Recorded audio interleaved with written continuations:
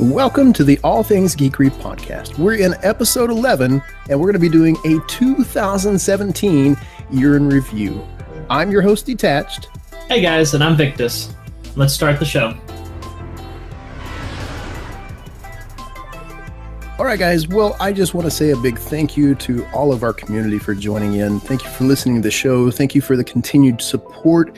You guys have absolutely been a rock star group, so thank you again. We really appreciate you. Well, it has been quite the year. We've had a lot of ups, a lot of downs, a lot of away from gaming, a lot of family time. We've just kind of been all over the board this year, it seems. I actually had a big thing happen. We'll get to that here in just a little bit, but our 2017 year in review is going to be starting with gaming. We're going to be doing a quick high level of basically our three favorite games of the year. Mine, yes, out of all, is still Lord of the Rings Online. I won't lie. It is going on 11 years old, for crying out loud. I mean, it's an MMO that started 11, almost 12 years ago, honestly. And it's still one of my favorite games to play. You and those five other players. With those five other players. Now, I do have to say, the game itself, when you log into it and you actually jump in, you kind of look at the graphics and you're like, why do I still play this? But it's the story. I'm a sucker for the story. With any game, as you guys know, I'm a big story freak. I love stories with lore. I love rich story content games.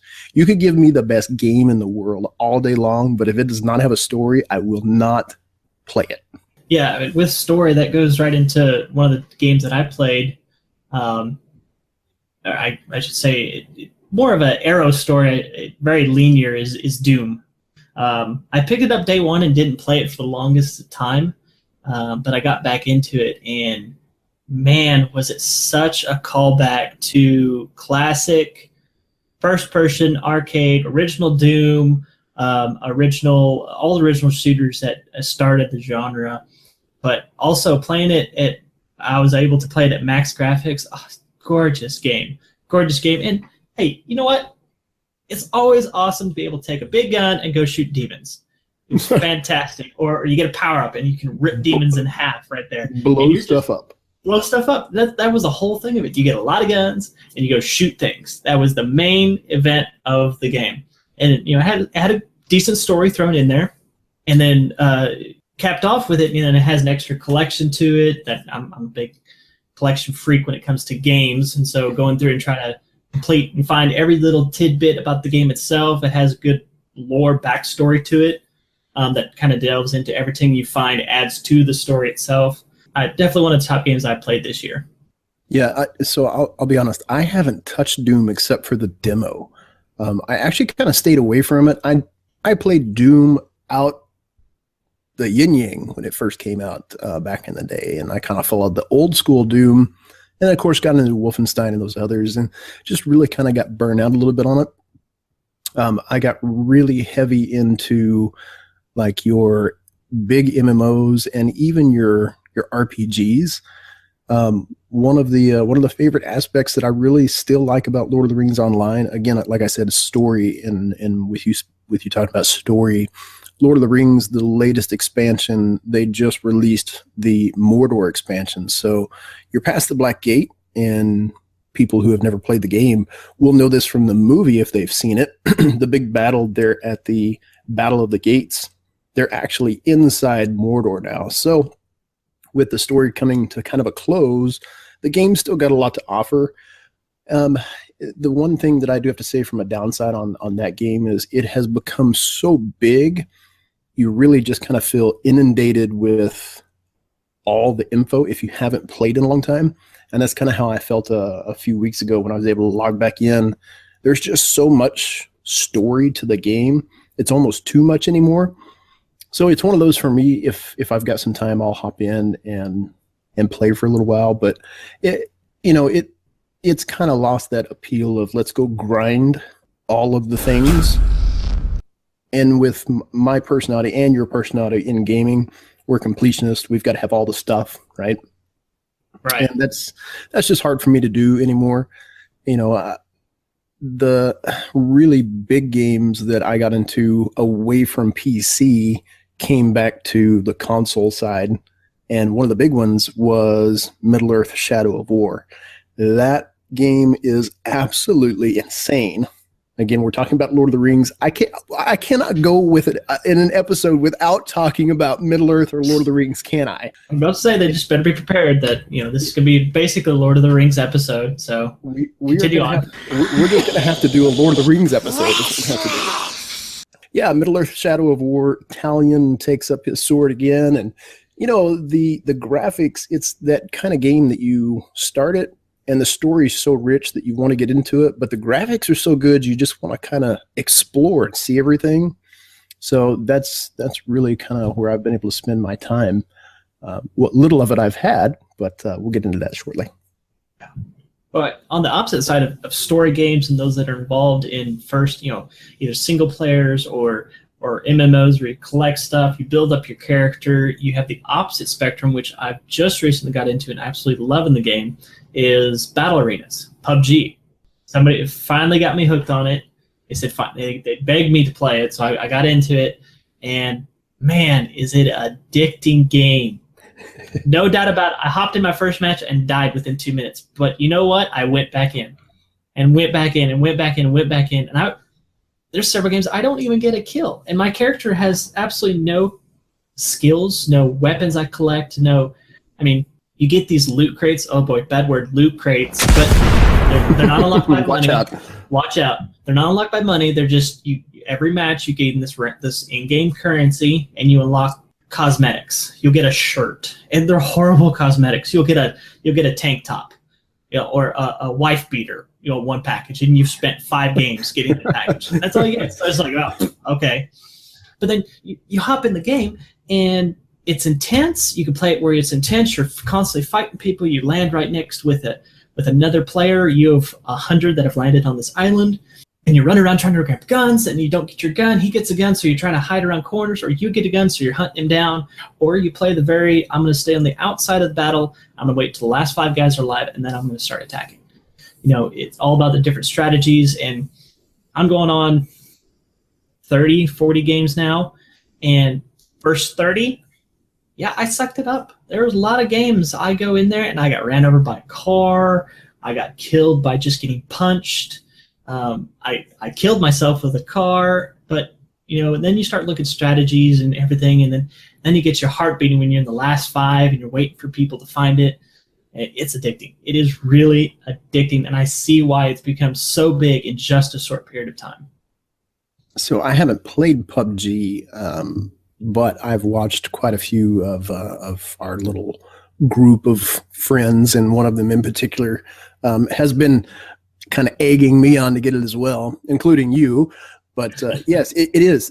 Everything that I've seen from it, it's all strategy. You've got to make sure you're working with your teammates, but there's plenty of these games that I see these guys that are really good gamers. They know what they're doing. They'll go in and, like you said, 0 kills, and they're just getting trashed. But I think the funnest and kind of what I liked about the game the most is you dive into this specific area, and you've got to basically loot the buildings, the cars, the people that you find if they're dead. You've got to pack your bags per se. And then over a specific amount of time, that ring kind of shrinks, and now you've got a smaller area, and everybody has to get closer and closer and closer, to where I was watching a match one day, and literally these 2 guys were circling around a tree at the very edge of this island, and they were trying to figure out how, where are they supposed to go and how are they supposed to kill each other if one's on the other side of the tree. So I think PUBG and things like Fortnite, I don't know if Fortnite, what I've played of it so far, they're basically the same game. One of the Fortnite is just a cartoonish version of PUBG, but you get the building aspect of Fortnite, and that always intrigues me. I love building games. Anything that you can build, like Minecraft. Minecraft was very intriguing when it first came out to me. I played it all the time, built all kinds of stuff, and just kind of fell away from the building games for a while. But Fortnite, really kind of attracted me back into that building realm. Yeah, and it's a different style when you introduce that type of mechanic into a battle arena. I mean, for all intents and purposes, it has everything in the exact same style as PUBG. Some even call it an outright copycat, but we won't get into that.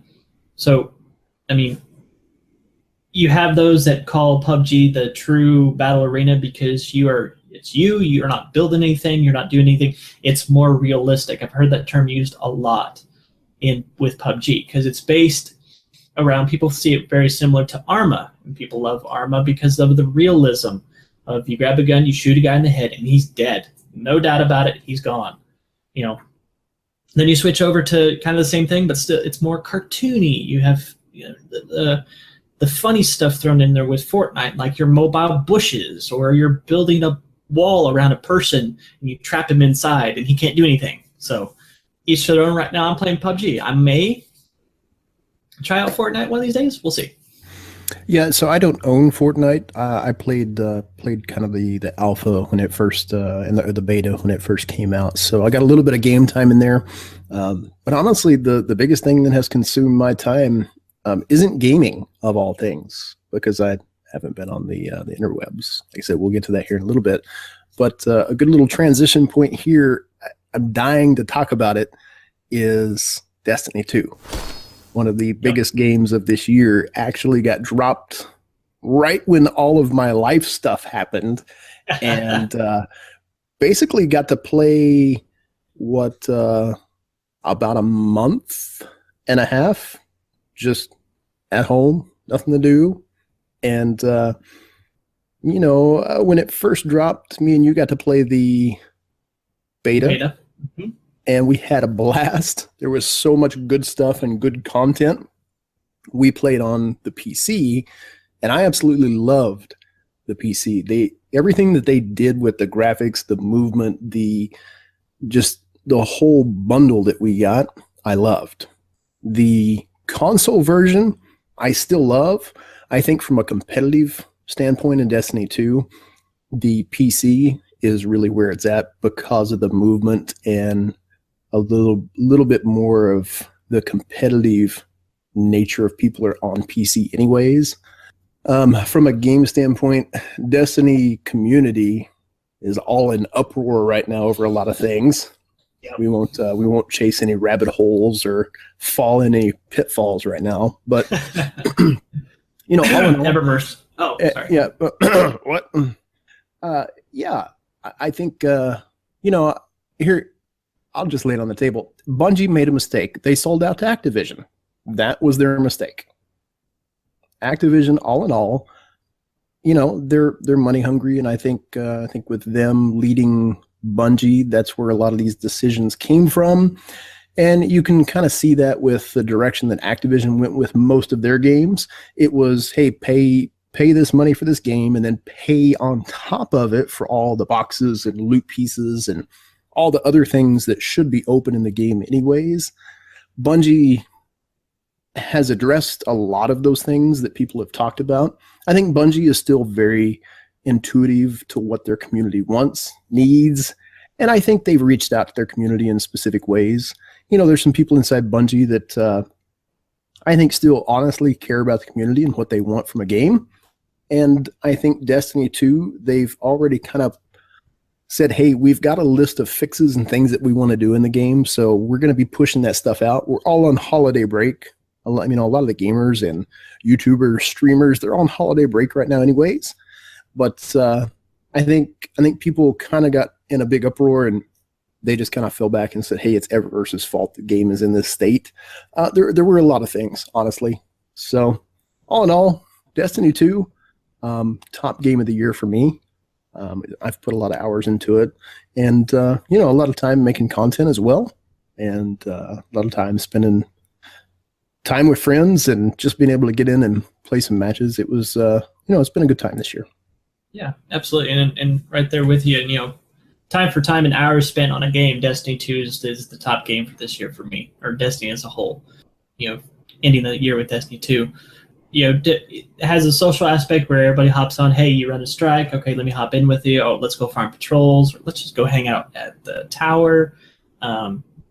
has that aspect to pull you back in. Whereas these other games, you're playing single player, you're playing by yourself, or PUBG, you don't have that, hey, what gear did you get? Or, oh, did you just get that gun drop? Stuff like that. And you have that Destiny, so that's what keeps pulling us back. And especially if you have a group of people, that group of friends like we have that we play with, it's what keeps us playing Destiny. I don't think I would be playing Destiny. I probably would have quit a little while ago playing Destiny 2 if it weren't for that I had a group of people to play with. And that's what currently they still help and move along, because now they've even included clans. And so you're helping out your clan level up, which is a boost to keep you playing. Hey, can we get our clan up to level 6 before his next season? Hey, great job. You got our Crucible Ingram for us. All right, everybody head to the tower. Let's go get our Ingrams and everything like that. So Hour for Hour Destiny 2 is definitely the top game for me this year.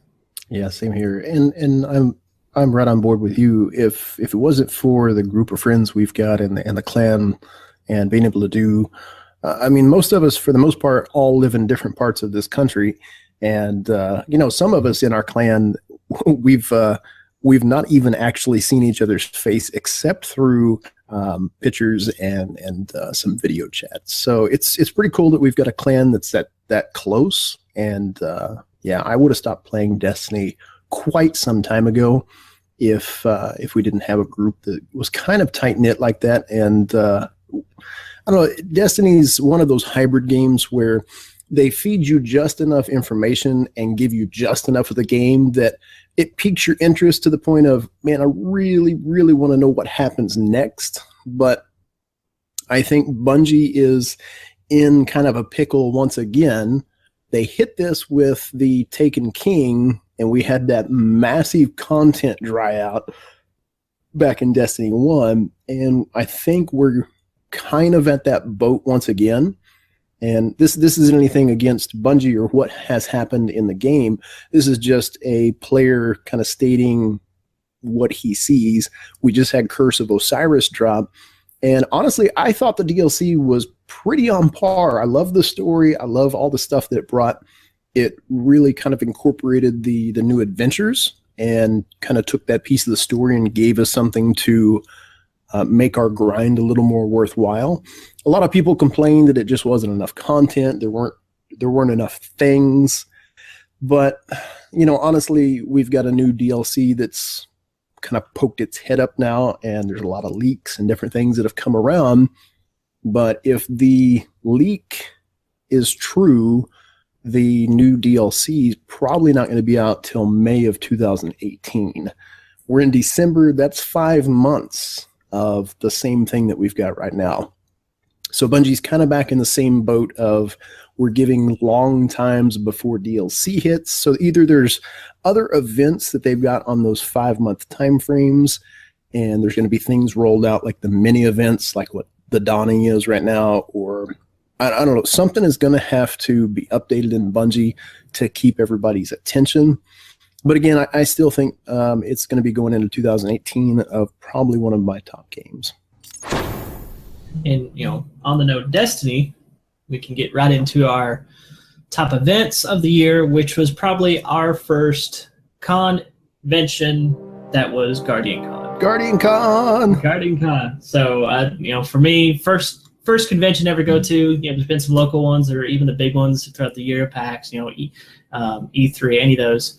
And decided, since we played Destiny a lot, and this one popped up, and it's getting bigger and bigger exponentially every year. Decided to let's go to Guardian Con, and with that, we also decided to do some cosplay. Yes, we did decide to do some cosplay, and I have to say it is all your fault that I am being drugged to Guardian Con once again this coming year for 2018. Oh, my fault. It's all your fault. But I do have to say my very first event ever as far as a cosplayer, and even one of the big events, I've always wanted to go to one. We've just never made that step in saying, hey, we're going to set aside some cash. We're going to go this year. We've just never done it. And it was an absolute blast. Threefold for me. One, it was just the overall experience of the event. I had kept track of the Guardian Con but never really followed any of the organizers or what they had done up until about a year ago. And when I heard that they were going to be doing the St. Jude support, that really kind of tugged on the old heartstrings. You start raising money for support in that way, and you can rally up a community pretty quick. And the gaming community is always very interesting. You've always got your top level community, and you've got your bottom level community. And you've got some toxicity on that bottom level that can happen pretty quick, and they get a little curmudgeonous when you start talking about forking over money and supporting specific things. But in order of Guardian Con, they've done a really, really good job. If you guys out there have never thought about a con or looked at one, definitely, if you're a Destiny fan, check Guardian Con out, because it is pretty legit. It was absolutely one of the big highlights of the year for me. It's all for the little lights. That's kind of the big bonus point for Guardian Con. With the St. Jude's and raising the money for St. Jude's, they have the fundraiser beforehand, the big stream event that goes on for multiple weeks, a week or so. I want to say it's at least 2, if not 3 weeks. Yeah. Basically, they send out an invite to all the big streamers out there, and they some of these guys were doing 24, 48, 72-hour streams. Basically, every hour on the hour, they had some type of gameplay, whether it was Destiny or others. And as the community, they would just invite people into the chat rooms, keep up conversations. And over that period, what was it, $2.5 million that the event raised for St. Jude's? Yeah, I think actually next year's goal is $2.5 million, because that funds St. Jude's for a day, I think it is, and then we raised via that main fundraiser like $1.5 million, which was recognized as the biggest fundraiser for a event this year. So from a convention. Yeah, mind-boggling. Just the fact that it took that much money to run that hospital for one day, because again, St. Jude's doesn't charge the families for their children being there, which is amazing. The amount of support that hospital does for kids and families, it's mind-blowing. So that's another reason that I like supporting Guardian Con, is because of the cause that it goes for. Like I said, it's all about the little lights. So I'm anxious to see the theme for this year and what they do with Destiny 2. As far as cosplaying goes, that was a huge highlight for our year. We got to spend countless evenings whittling away. Countless. We tallied up the amount of hours that we put up into these suits, and I think combined we probably had 450 hours, at least, if not more, into the suits. Again, cosplay is something that I always enjoyed. I love prop making. I grew up in a carpenter's family, so building was something that I always enjoyed. So a big event came about. We had a chance to, 1, support the kids, 2, do something that we loved in building, and 3, it was all about a game that just kind of stole our hearts away and really brought a really cool story to the community. I decided, as always, a hunter is what I mained in Destiny. For whatever reason, that just seems to be the class in any game of MMO I've always gone for, is kind of that ranger, bow and arrow, stealthy, sneaky, best in class. You just had to go with the Titan. I think the best class in the game. So big armor over compensation. Yeah, I mean, the whole experience of building up for Guardian Con and doing the cosplay, starting from nothing. You start cosplaying, you have sheets of foam, knives, and glue. Foam mats. And foam mats. Exercise foam mats laid out before you. We're going to turn this into one of a cosplay that's going to look like gear you can get right out of the game. And there were some days, I was like, can we do this? Are we really going to be able to do this? Especially there's time crunches and There were a few days that we were sweating big time. There was. But then, the last couple of days as you're applying the paint and you see the pieces come together, you just stand back and you go, wow. Yeah, it really, you get to see what you created. And we learned some things about ourselves too, things that I think we didn't realize that we had some creative talent in areas. I kind of learned something about myself that I actually turned out to be a pretty decent painting and weathering artist. Yeah, I did not realize, but I just kind of had the eye for it, it seemed, and I enjoyed doing it. And I think that made the whole difference. It doesn't matter what you're in, whether you're gaming, whether you're a writer, whether you're a podcaster. I don't think, as long as you enjoy doing it, you're going to make it excellent. And I think we found something that we really loved doing. The cool part was kind of seeing the finished product, like you said. And the cool part was when we were there, it was the funniest thing ever. We walked in, guys, it was like 182,000 degrees, and it was so humid, like you could just see waterfalls coming down. It was so hot. It was in Florida. Fantastic place.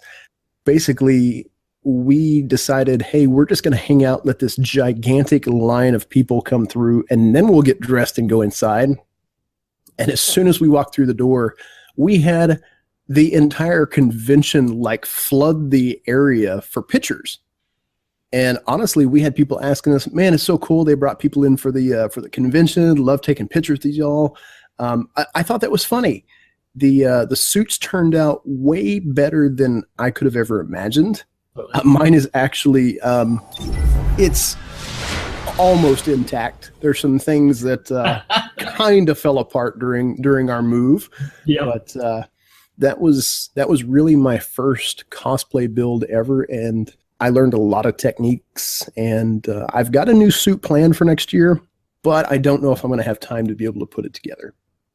Yeah, I mean, the whole experience of being able to, have this cosplay suit of, for me personally, that was a whole kid aspect of me. I've always wanted to, as a kid, dress up as a Power Ranger, or Halo came along. Hey, I want a Master Chief armor. But now Power Rangers. I did. And being able to finally create the suit and walk in there, and you are now your own guardian. That was the surreal moment. I created myself from Destiny. Yeah. And being able to walk in there and display that and have the reaction and then the compliments on it, it all made it worth it. The multitude of hours we put into it is like, is this really going to work out? What's going to happen? And then it happened, and then it's like, wow, amazing experience. And then just the event itself, going from there into seeing all the different groups of content creators that show up. The main ones, you have Gothalion and assisting Professor Broman. You have My Name is Bife. You have the Guardian Podcast Radio. Multitudes others show up for this event to all support and help the Little Lights. And you even see all the little artists that show up, from the painters to the picture creators to all of them. It was great to see all that work going for a single cause. Yeah, I think when you see it from that perspective, the community is really more than just gamers. It's real people. They've got real dreams, real creative aspects of their lives. They come in, and the game is just what drew them together as a community. They were a community before the game, right? They had something that they were part of, and they brought that heart. They brought that creativity. That's what I love about the Destiny community. It's much different than any community you'll find out there. It kind of just becomes a big old piece of family. And again, you're always going to have it in your gaming realms. It does not matter what game you're in. You're going to have a top level community, and you're going to have people that you just can't play with. They're very toxic, and every gaming community has them. Yeah, you do. And it's those events like Guardian Con that even with the toxic people, it brings most of them into the circle, and we can all support a single cause. Yep, it does. It sheds off all of those walls, and I think that's really the big highlight for that event is just bringing everybody together. That was really the big kind of gaming event for me. The other really big event for me was I packed up my family and we moved to the East Coast, and we are finally situated. It was quite a long transition. It's funny how everything took place. And basically, a door came open. I accepted a new position out here, and they took care of everything. That's why I was saying, literally, I had like a month and a half of doing nothing, of just hanging out with the family, hanging out at the house, was able to play, do different things. And it's because the company was taking care of our pack. They moved us, they unpacked us. But in the midst of all that, I was disconnected from a lot of the community because we were in places that we didn't have the interwebs. And we lived in a hotel for 3 months that was about as big as my keyboard. And, you know, when you've got 3 kids, a wife, and 3 animals, that shrinks down to about the size of about the F key. And, you know, it gets a little cramped in there. But we are finally situated in the dream home that we've always wanted, and I've got my little nook in my room, my little squared away nook, the Hobbit Hole recording studio, as we have officially named this. Aha, copyright. Hashtag. Yep.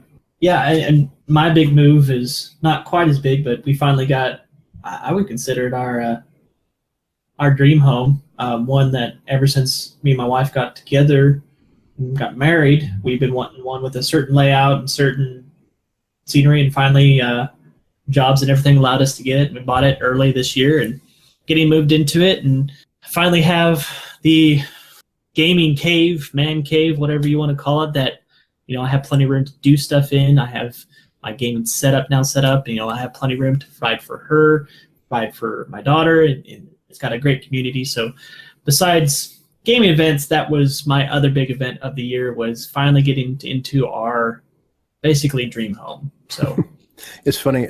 We live on different sides of the United States, and yet we have done the same exact things to our family.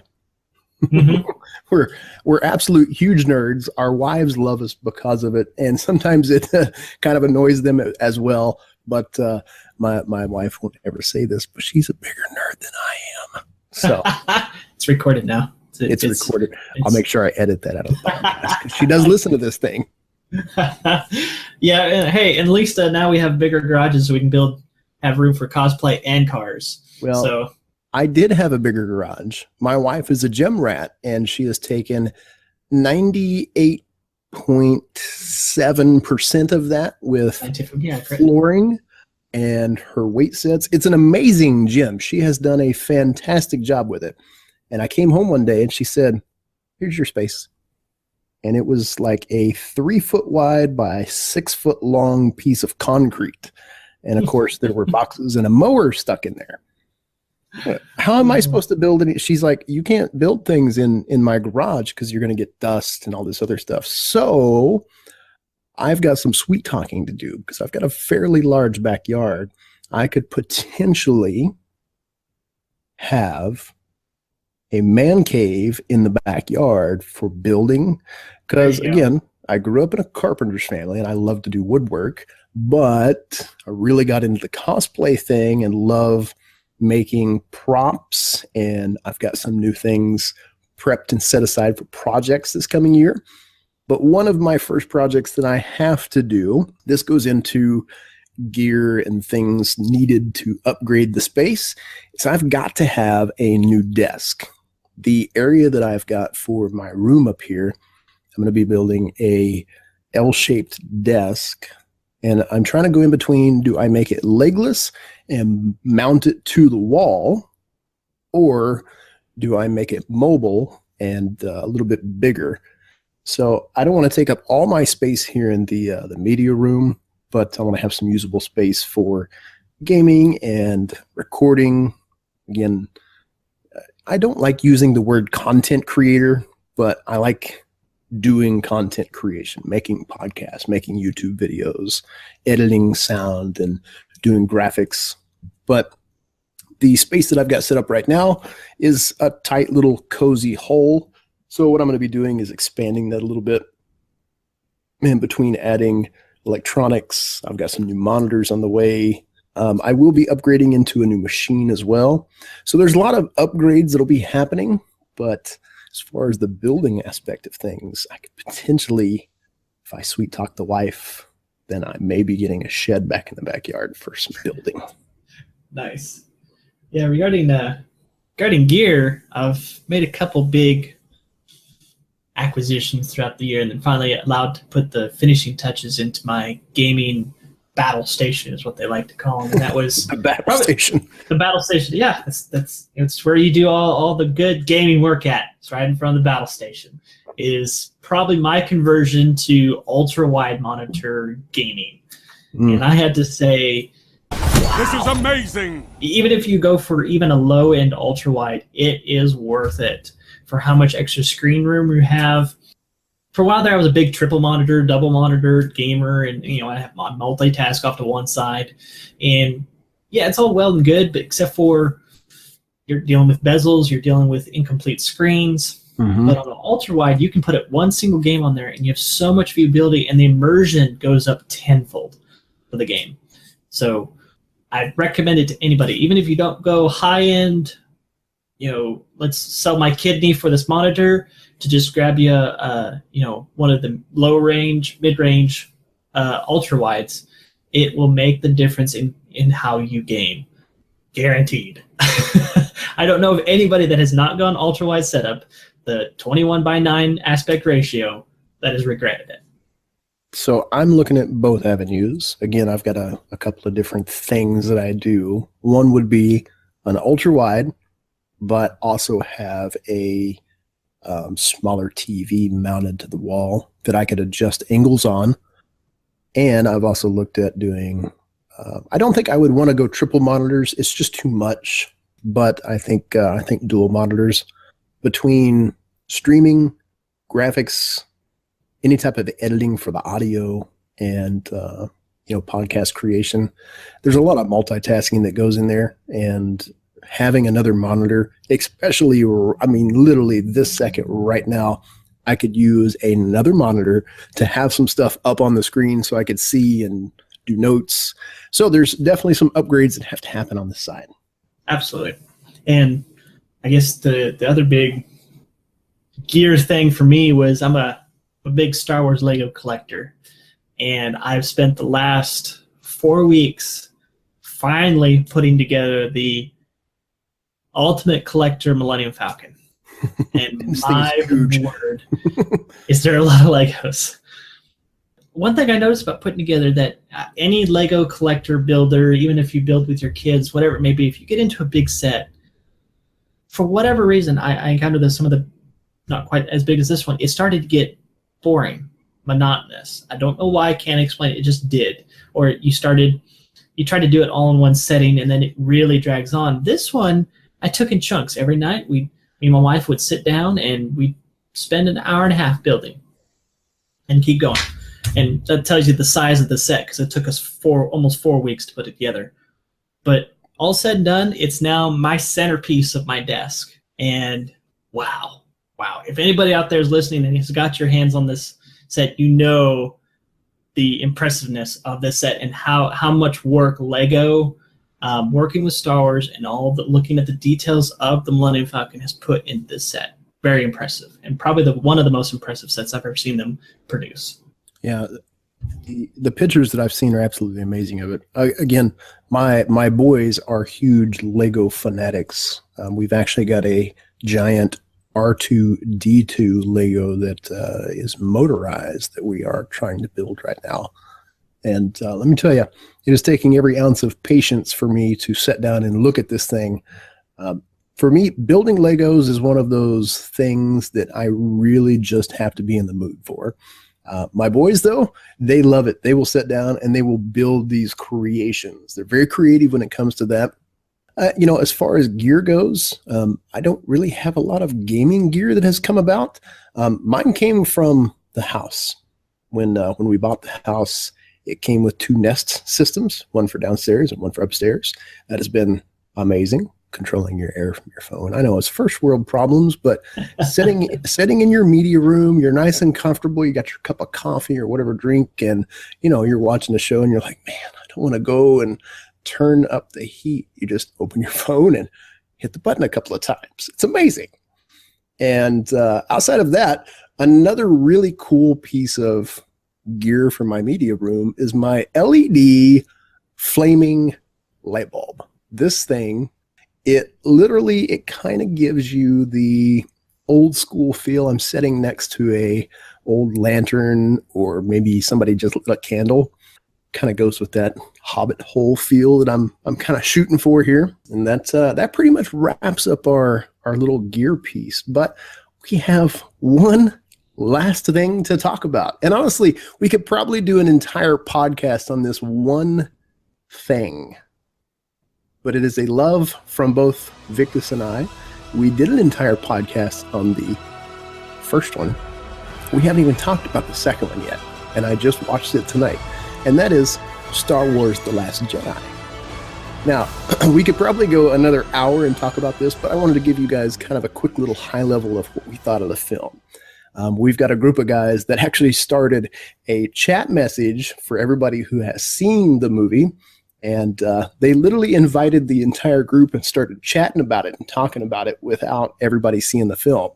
So me and Victor were like, notifications need to be turned off. Oh yeah, I instant left that group chat like so quickly. Yeah, because I was the person. I didn't watch trailers. I watched the very first one, the one that was all hyped about it. We did the video about it, and that was it. I stayed away from everything else. I almost went completely internet black as it got close to last week before the movie released. Didn't do a darn thing. And I'm very glad, because I was in that 3-month transition, so I didn't have connection. So literally, I kind of went into the movie with I don't know anything about it. And it was great. Yeah, even though I'm sure everybody that either plans to go see it or already was planning, or maybe on the fence, or seeing some of the stuff from The Last Jedi, you're seeing negative, you're seeing a lot of positive. We're not seeing a whole lot of everyone. What I suggest to everyone out there, just go see the movie. It is your own opinion, and you will have your own opinion of it. There's people out there that go, it's a movie, I liked it, that's it. Okay, great. You'll just have those out there that, like me, I thought it was amazing and it was a life-changing event. But, besides the point. But I suggest anybody, just go see it. Don't look at people saying it's a horrible movie, or it's a great movie. Go see it. Go watch it. Enjoy it at least that one time if you do, and don't spoil it for yourself.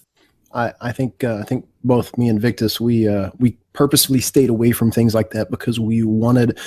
Here's the thing: both of us are Star Wars nerds. We love the lore. We have read pretty much every book you can think of from a Star Wars aspect, and we knew the original canon and even some of the extended canon. So a lot of people that are in that boat had these preconceived notions of where the film was going, what it was supposed to do, who Snoke was. P.S. There are some spoilers coming, so if you are still listening and you have not watched the film, turn your audio off. If you didn't know who Snoke was, the second film is still not going to tell you, because guess what, guys? He really doesn't have a big role in the film. And everybody in the boat of building him up to this grand master, and he was Palpatine's master at one time, and forget all that business. They went a completely different direction in the film, and I absolutely loved it. The coolest scene in the movie, to me, out of everything, was in the very end. Luke talked to Ben at the end scene, and he said, "Strike me down in anger and I will still be with you." And that right there told me, it was almost reminiscent of him and Vader, when Vader was, basically at the peak of his dark side, but he saw his son, and his son was so angered with basically falling to the dark side. Vader told him, strike me down in anger. And you had Palpatine there, you had the Emperor there kind of coaxing them on. And Luke said, "Look, strike me down in anger and I'm still going to be with you." And the coolest piece of that is it was a force projection. Luke wasn't even freaking there.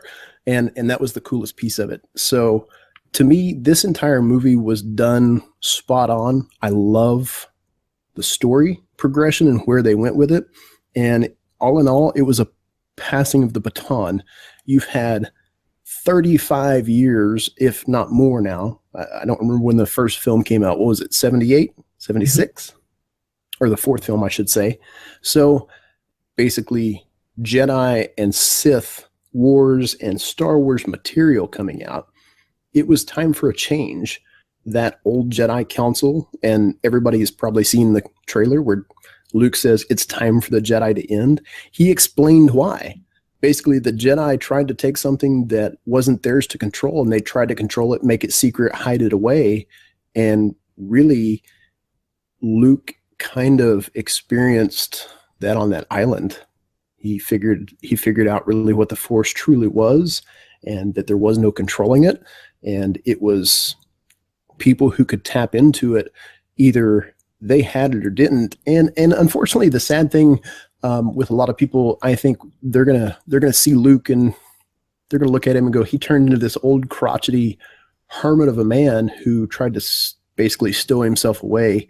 Look at what happened to Yoda. Look at what happened to Obi-Wan, Vader. I mean, look at the path of what has happened to the Jedi in general. All in all, it became pretty implosive, what their council had set up originally. So all in all, I love the film. I would definitely recommend it to anybody that is a true Star Wars fan. And like we said, don't go read the reviews before you watch the movie. That's just dumb. Yeah, I mean, it is definitely a different take on how Star Wars movies have been done so far. Kind of goes against the grains in some areas, goes with the grains in others. But it's those points where it goes against the grains that I think it completely polarized the fan base that's been so vocal, both on the positive side and the negative side. And that's why you see so few people that just go, it's a great movie, and then stop from there. They don't say what's really good about it. They don't say what's really bad about it. They just, it's a good movie. It was, to date, still one of, it's been one of my favorite Star Wars films. I love what they did with the cast. I love how they brought in Princess Leia and showed off a little bit of her Force capability and what happened. So all in all, I'll say this. If there was to be a script that I would have wanted to see, it would have been the actual canon of the Solo kids and the Skywalker kids and what truly happened with basically the Emperor and him killing his master. And I think that storyline, all in all, truly would have been cool and would have been good to see from an original canon. But with where we're at in the Star Wars films and the new generation of kids and the people that are coming up, I mean, some of the generation of kids didn't even know what Star Wars was 5 years ago. I mean, they saw toys, but they didn't know 1976 what George Lucas was really trying to get at. So I think the passing of the baton was a really kind of ingenious idea. Yeah, I mean that's basically what my opinion is that it was made for the next generation. You already had a firm foundation in Star Wars, and so they needed something else to bring in the next generation to get interested in as well, to be interested in the story. Let's find out the background. And they're going to create a new background for Star Wars, and goes from there. Yeah, when Luke came in and said, look, I'm not going to be the last Jedi, it was a perfect tie-in to the film being called The Last Jedi. That was just him acknowledging, look, you can't kill the Force. It's what sews the universe together. There's always going to be good. There's always going to be bad. There's always going to be Jedi. There's always going to be Sith. There's always going to be something that has to be fought. And at the very end of the movie, you get to see this little glimpse of hope for the next generation. You saw that kid walk out of the stables, and they had given him one of the rebellion rings. And I thought that was a perfect way to bring in the new generation. If there's just a slight little bit of hope of how are we going to rebuild this, we don't rebuild it with the people who are already 65 years old, 70 years old, who have been fighting these wars all their life. You start with a brand new generation. I think it was perfect. Yeah, completely agree. Well, guys, that pretty much wraps up our 2017 year in review. It's a very high level. We have had, like I said, lots of ups, lots of downs, lots of good times, lots of times away from gaming. We've had a ton of stuff. We probably could have made this a 4-hour episode, but thank you so much again for joining in over this past year. It has been a pretty crazy year. We have definitely not been consistent with the podcast. That's what we're going to be shooting for in 2018. We will see you guys next year around the end of January with brand new content. And we also have just recently switched over from our Libsyn account. We are now over on Podbean. All of those links are going to be down in the description. So check us out on our social media. We're out on Twitter, we're out on Facebook, we're out on YouTube. You can find Victus out on Twitter as well. He is quite active about yelling and screaming that he still has not gotten a better Devils in Destiny 2. Yeah, I'm cursed. Cursed, tell you. So guys, thank you all so much for the continued support. You guys continually send Twitter messages, you send me YouTube messages. So guys, you are absolute rock stars. It's why we do this. We love to podcast. We love to talk about all the nerdery and geekery, and we love to do life together. So reach out to us. Let us know what you guys think about the 2017 year in review in the comments below. And guys, we will see you all in the next episode.